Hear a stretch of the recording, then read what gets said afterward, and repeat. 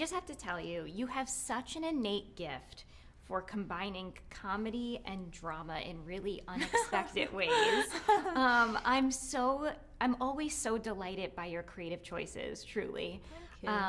And this film felt like a really fun opportunity to play with tone and to sort of take creative swings. Can you just talk a little bit about that and finding the tone and finding Sophia's spirit? Yeah, I mean, it was written so well by such an incredible writer and director, Jimmy Warden. Because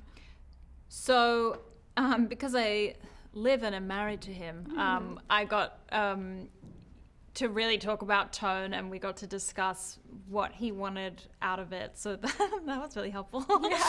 Yeah. But yeah, I think creatively, I just wanted to,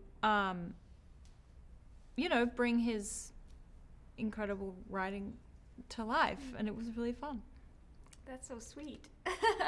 I mean, the movie takes place in the 90s, which I thought was such an interesting time to set this particular film. Yeah. Talk to me about what sort of excited you to explore celebrity culture at this time. Yeah. And this very real and scary fear of stalkers, which is still present, but in this time before social media, in such a kind of different landscape through this character. Yeah, I thought about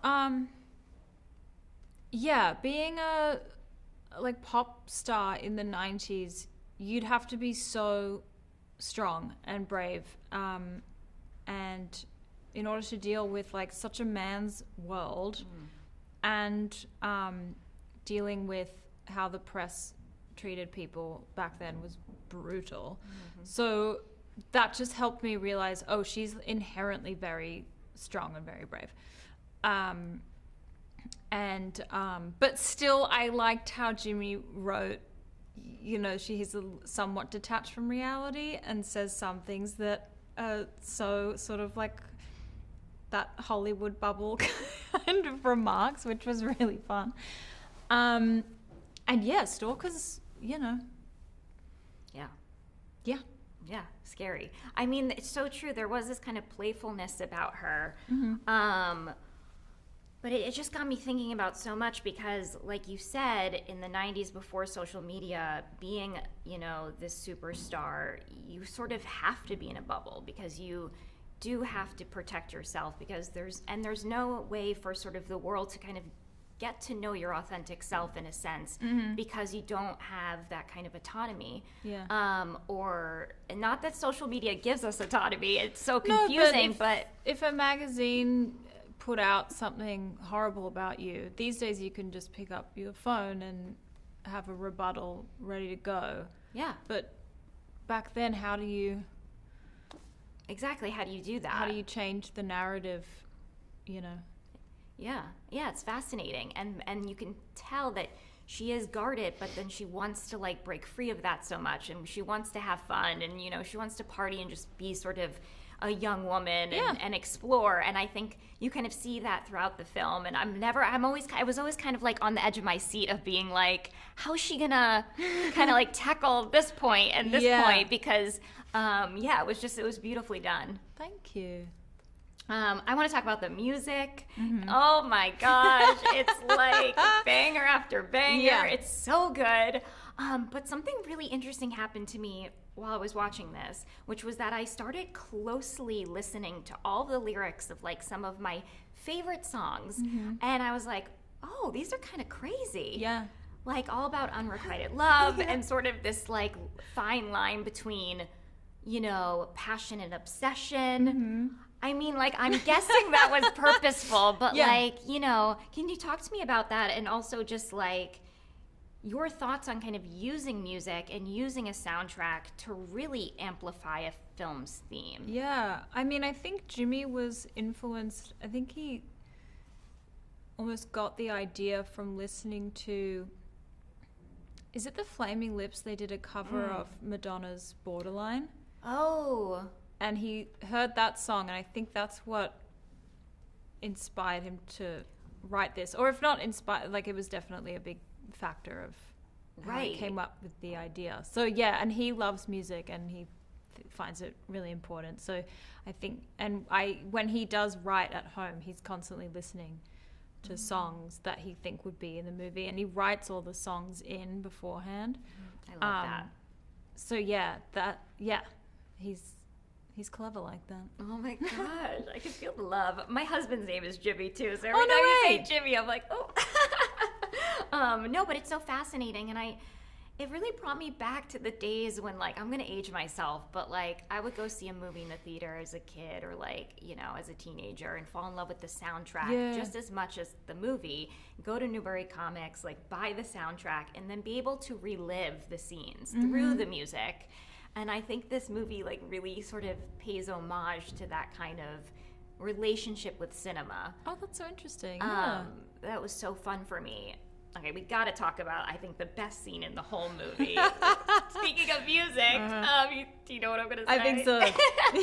The Celine Dion duet, which was so incredible. I mean, Sophia's a little hesitant to join her at first, and then they get really into it, and I'm like, where is this going? Yeah. And then it just breaks into this really kind of gnarly physical fight. I mean, talk to me about just like going on that roller coaster ride and finding like the 20,000 emotions. Yeah. Yeah. Yeah, I was nervous about that scene, but when I read it, it was one of my favorite scenes and just so, you know, sums up Jimmy so well. It's just so unheard of and so unique and weird and wonderful. Like pausing a fight to sing Celine Dion. Are you kidding me? That is genius. It took a lot of work. We had to practice the song, and we were rehearsing singing and playing the piano and working with stunts to sort of blend it all together. It took a lot of people, and, you know, it was a short shoot, and so it was pretty quick. But it was so much fun on the day once we'd done all the prep, and when the spotlight That's incredible. and Alba was we just went for it, and it was I think there must be a lot of bloopers of that scene because we could not get through it without laughing.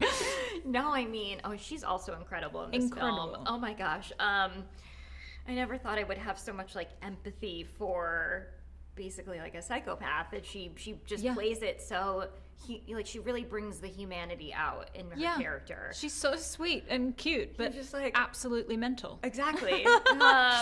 And I mean that scene for me is sort of like, if I had to sum up the film, it'd be like, watch the it's just such a good, to kind of go full circle what we were saying in the beginning about sort of blending genre and not being afraid to kind of like push forward creatively and take risks and take swings and be playful. It's all wrapped up in that scene. Yeah. And it's just like it's so fun. Yeah, it was a lot of fun to do. Oh my gosh. Is that you singing also? No. Oh. I can't sing Celine Dion. Kidding me? No. I mean, we had to sing like on top of it on the day, which is also so terrifying because there's a whole crew going, oh God. Yeah, no, we had some beautiful singers. Oh my gosh. Well, it was really great. Okay, so in the honor of, we're CherryPicks, so we like to do a little quick rapid fire called Sweet and Sour in honor of Cherry. Hell yeah. But sweetest and sourest, I still don't know if sourest is a word, but 90s fashion trend. Oh boy. I know.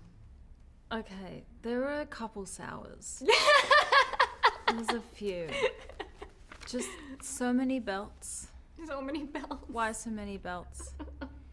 They're like, okay, then do you remember the little boleros for no reason? It was like a little bolero, a belt, a million bangles, and then it was like a mini skirt with the leggings underneath, and then some Ugg boots, and like a million. Did you remember the owl necklaces everyone had? Why was everyone obsessed with an owl? Why? It's making me crack up because I'm like picturing. I had like 3 owl necklaces. Yeah. Why? And then just the straight platinum hair, so much mascara, no lip, No lip, spray tan, but it wasn't like good yet. It was really orange. Right. Oh boy. What? That was great. You really painted a great. It's so true. Like the over accessorizing. Oh, like so many accessories. Oh, Just 5 belts. Yeah. For no reason. And then the really asymmetrical skirts that everyone had. Mm-hmm. They were intense. I mean, the straight leg jeans with the low waist. Mm-hmm. No. Oh no. And then like a little belly button ring and like the unflattering style of crop top. You know, it's like not up here. It was like here. So no. Oh boy, so much glitter. I could keep going. I love it.